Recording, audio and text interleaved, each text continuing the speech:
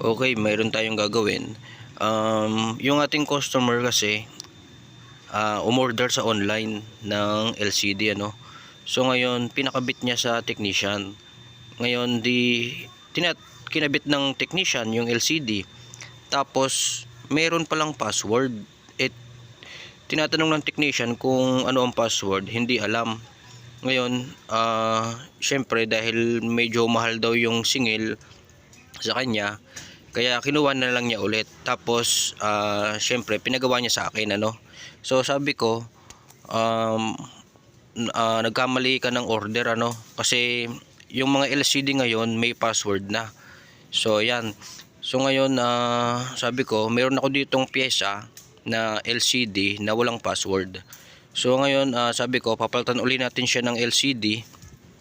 At syempre siningil ko lamang siya ng 9,000 ano.